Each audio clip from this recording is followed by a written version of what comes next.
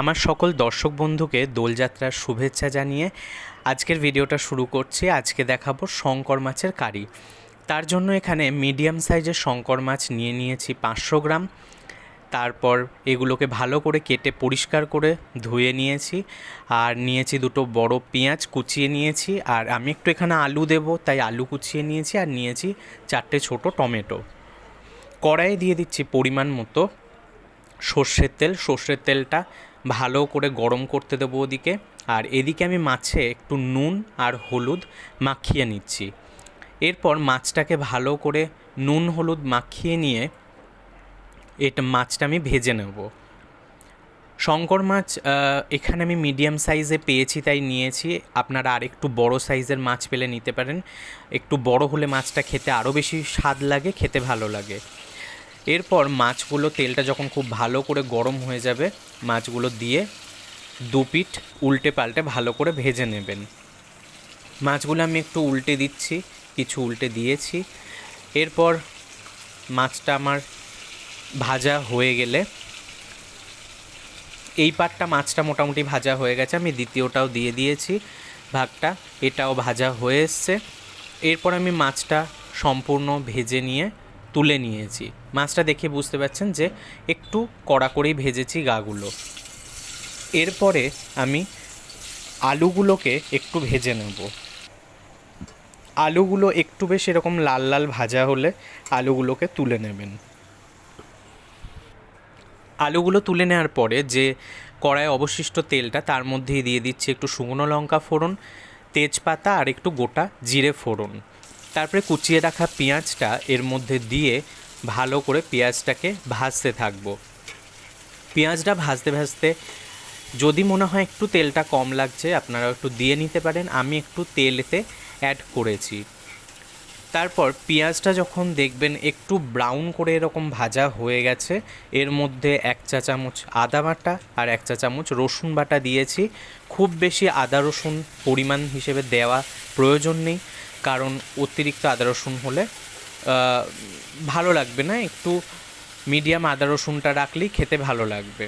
এরপরে আমি একটু জল দিয়ে দিচ্ছি শুকনো লঙ্কার গুঁড়ো, জিরে গুঁড়ো, আর দিচ্ছি একটু হলুদ গুঁড়ো। তারপরে জল দিয়ে অল্প করে মশলাটা মিডিয়াম আঁচে ভালো করে কষিয়ে নেবেন। মিডিয়াম আঁচে মশলাটা কষাতে কষাতে যখন বেশ এরকম একটু তেল ছেড়ে আসবে, আদা রসুনের কাঁচা গন্ধটা চলে যাবে, আমি 4টে টমেটো এখানে মিক্সারে পেস্ট করে নিয়েছিলাম, সেই পেস্ট করা টমেটোটা আমি এর মধ্যে দিয়ে দিলাম। দিয়ে দিচ্ছি স্বাদ অনুযায়ী নুন। তারপর নুন দেওয়ার পর আমি পুরো মশলাটা ভালো করে মিশিয়ে মিডিয়াম আঁচে কষাতে থাকবো। গ্যাসটা বেশি জোরে দেবেন না। এই সময় টমেটোর সাথে মশলাটা কিন্তু খুব ভালো করে কষিয়ে নিতে হবে, না হলে গন্ধ ছাড়বে, টমেটোর কাঁচা গন্ধটা থেকে যাবে। এরপর মশলাটা আমার মোটামুটি বেশ দেখে বুঝতেই পারছেন তেল ছেড়ে এসছে, মশলাটা কড়াই থেকে আলগা হয়ে গেছে। এরপর এই অবস্থায় আমি আলুগুলো যেটা ভেজে রেখেছিলাম সেটা দিয়ে ভালো করে মশলার সাথে আলুটাকে মিশিয়ে নেব।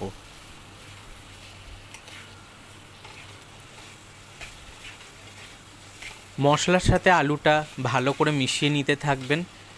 মিশিয়ে নেওয়ার পর এই দিকে আমি ইন্ডাকশানে বসিয়ে দিয়েছি একটুখানি গরম জল। গরম জল রান্নায় দিলে খেতে টেস্ট হয়। গরম জলটা আমি হয়ে গেছে, এর মধ্যে দিয়ে দেবো। মশলাটা আমার কষানো হয়ে গেছে। এরপর ভালো করে মশলার সাথে আলুটা জলটা দিয়ে মিশিয়ে নিয়ে এটা ফুটতে দেবো। যখন দেখবেন ঝোলটা বেশ ফুটে এসছে এবং আলুটা মোটামুটি একটু সেদ্ধ হয়ে এসছে, তখন ভেজে রাখা মাছগুলো এর মধ্যে দিয়ে দেবেন। আমার ঝোলটা বেশ ফুটে একটু তেল ভেসে এসছে, আমি এইবার ভেজে রাখা মাছটা এর মধ্যে দিয়ে দেবো। মাছটা ভালো করে দিয়ে এটা এবার ফুটতে দেবো। শঙ্কর মাছ একটু সেদ্ধ করতে লাগে, ভেতরে বেশ একটু কচকচি মতো নরম যে হাড় থাকে সেই রকম হাড় থাকে, পুরোটাই মাছটা খাওয়া যায়, খুবই সুস্বাদু খেতে। পাবদা মাছের মতো অতটা নরম নয়, পাবদা মাছ যেমন ঝোলে একদম নামাবার আগে দিতে হয়, এটা মোটামুটি কিন্তু 5-7 মিনিট ফোটানো যায়। ভালো করে এটা ফুটে যখন দেখবেন বেশ গা মাখা হয়ে এসছে। নামাবার আগে সামান্য একটুখানি চিনি দিচ্ছি টেস্টটা ব্যালেন্স হওয়ার জন্য। যেহেতু টমেটোটা একটু বেশি পরিমাণ দিয়েছি, গ্রেভিটা হবে, সেই জন্য এটা খুব বেশি ঝোল ঝোল ভালো লাগবে না, বেশ গা মাখা এরকম হলেই খেতে বেশি ভালো লাগে। আমার অলমোস্ট মাছটা প্রায় হয়ে এসছে। এরপর নামাবার একদম আগে আমি দিয়ে দিচ্ছি একটু শাহি গরম মশলা। গরম মশলা গুঁড়োটা অল্প করে দিয়ে পুরোটা ভালো করে মিশিয়ে নিয়ে আমি এটা সার্ভ করে দেবো। মাছটা আমার দেখে বুঝতেই পারছেন একদম হয়ে গেছে, খুব সুন্দর গন্ধ বেরিয়েছে, খেতেও খুব ভালো হয় শঙ্কর মাছ, মানে মাংস ফেলে খেতে হবে এরকম, খুবই সুন্দর টেস্ট মাছটার। অবশ্যই একবার এইভাবে বানিয়ে দেখবেন। আমি এটা সার্ভ করে দিয়েছি। আলুগুলো তো সেদ্ধ হয়েইছে, ঝোলটাও বেশ টেম্পটিং হয়েছে, আর মাছটাও আমার সুসেদ্ধ হয়ে গেছে। ভিডিওগুলো ভালো লাগলে অবশ্যই লাইক, কমেন্ট, শেয়ার করবেন। এইভাবে অবশ্যই একবার মাছটা বানিয়ে শঙ্কর মাছ খেয়ে দেখবেন। ধন্যবাদ।